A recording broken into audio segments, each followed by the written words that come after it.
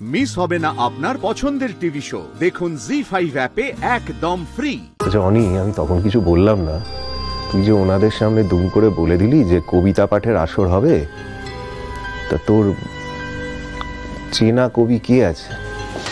তিস্তা। বাবা, তিস্তা খুব ভালো কবিতা বলে। কিন্তু অনি, তুই ভালো করে ভেবে দেখ, মানে তিস্তা এত বড় একটা প্রোগ্রাম কি একা হ্যান্ডেল করতে পারবে? কেন পারবে না? অবশ্যই পারবে বাবা। আমি ওনার বাড়িতে গিয়ে ওনাকে ইনভাইট করে আসছি। বাবা তাহলে আর না লেট করে লাভ নেই, আমি বেরোই, আমি যাই, আমি গিয়ে ওনাকে ইনভাইটটা করে আসছি আমি। আমিও যাই।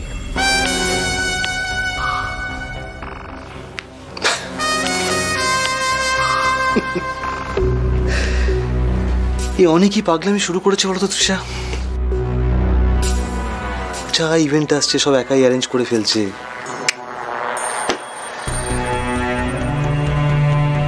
ও তো অলরেডি কোম্পানি হোল্ড নিতে শুরু করে দিয়েছে।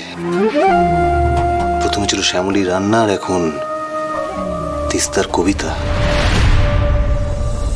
সবেতেই ওর জয় জয়কার। কিন্তু এটা আর কতদিন চলবে অরুণ? আবার কতদিন?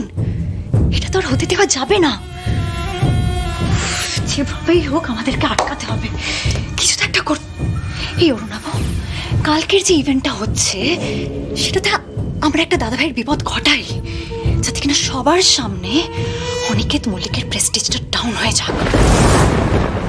শোনো অরুণাভ, এই অনিকেত মল্লিককে যেভাবেই হোক ব্যবসা থেকে আমাদের সরাতেই হবে, সরাতে হবে।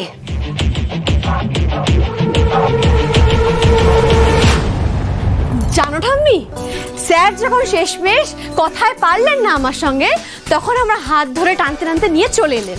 আর বড়বাবু আমাকে নিজে বলেছেন, নিজের মুখে বলেছেন রান্না করতে। আমি রান্না করছি ঠাম্মি, গ্রেট বেঙ্গল ক্যাথেড্রালের হয়ে আমি রান্না করছি। এ তো শ্যামলীরই জয়। এই কথাটা শুনে আমি যে কি খুশি হয়েছি তুমি ভাবতেও পারবে না। এইভাবে একদিন শ্যামলী এই সংসারের মন জয় করে নেবে।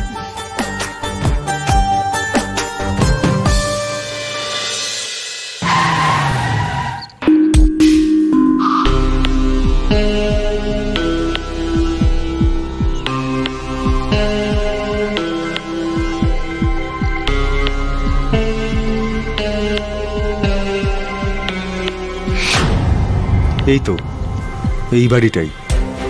একটা ফোন করি ওনাকে। কিন্তু ওই একটাই সমস্যা, স্যারের মুখে সারাক্ষণে আমি একটু হাসি দেখতে পেলাম।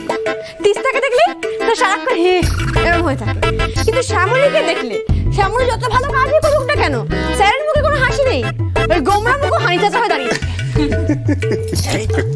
এই বোকামে, এই যে তুমি লুচি আলুর দম বানাতে যাচ্ছ, এখানে তিস্তার হাত যশটা কোথায় শুনি? এ তো শ্যামলীরই গুণে। দেখো, এইভাবে তিস্তার আড়ালে থাকতে থাকতে না একটা সময় শ্যামলী অনিকেতের মন জয় করে নেবে, দেখো তুমি।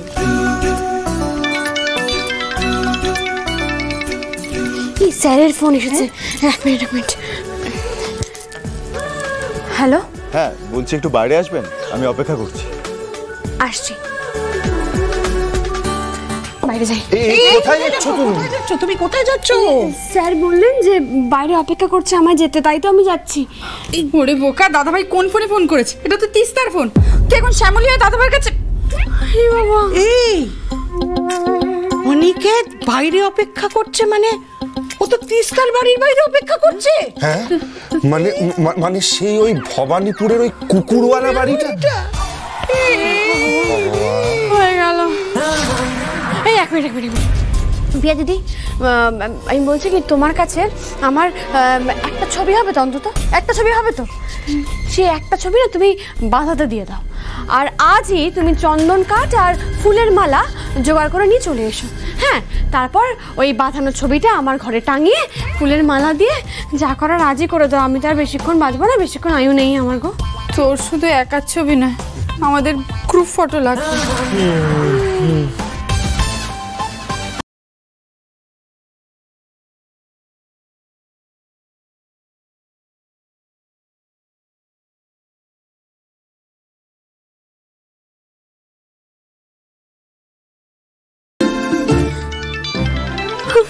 আবার ফোন করছে, কেটে দিয়েছি।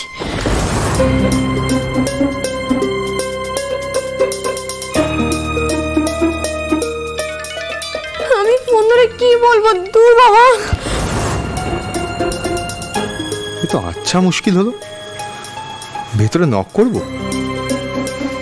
একবার দেখি।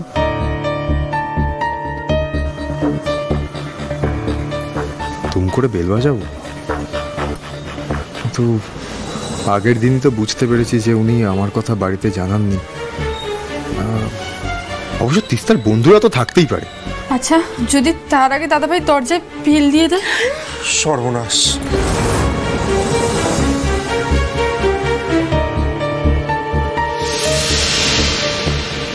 এই তো, ইনি নিশ্চয়ই এদের বাড়িতে কাজ করেন।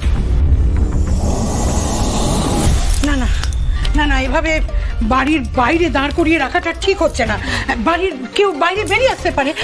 তুমি এক কাজ করো, তুমি ফোনটা করো তো, কথায় কথায় ব্যস্ত রাখো, তারপর আমি দেখছি। করো করো। ওটা আমি ফোন করতে পারবো না ঠাম্মি।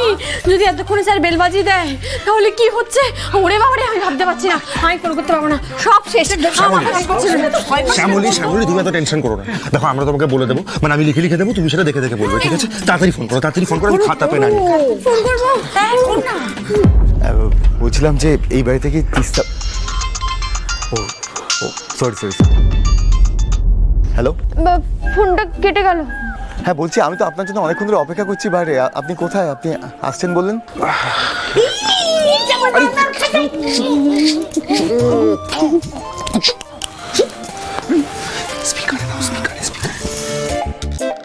হ্যালো তিস্তা। হ্যালো, বলুন।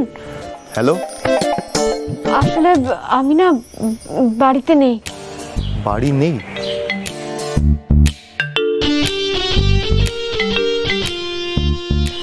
ও না, তখন যে বললেন। আচ্ছা, বলছি যে আপনার সঙ্গে না আমার খুব দরকার ছিল। কাল বললে হয় না?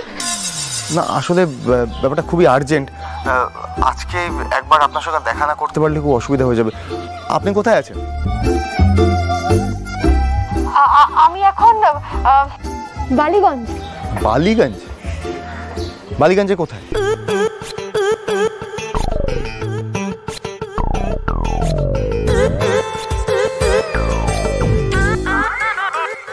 বালিগঞ্জের হাড়ি।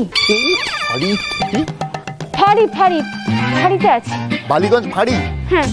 বলছি কি, আপনার সঙ্গে না আমার খুব দরকার, মানে খুবই আর্জেন্ট বিষয়টা, না হলে আমি আপনাকে আপনার এই ব্যস্ততার মাঝখান থেকে ডিস্টার্ব করতাম না। বলছি, বালিগঞ্জ ফাঁড়িতে একটা খুব ভালো ক্যাফে আছে, ক্যাফে কুইজিন। ওখানে আপনি আমার সঙ্গে 10 মিনিটের জন্য দেখা করুন।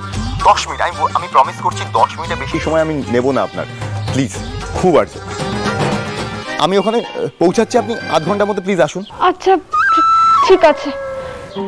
Thank you. দেখা হচ্ছে।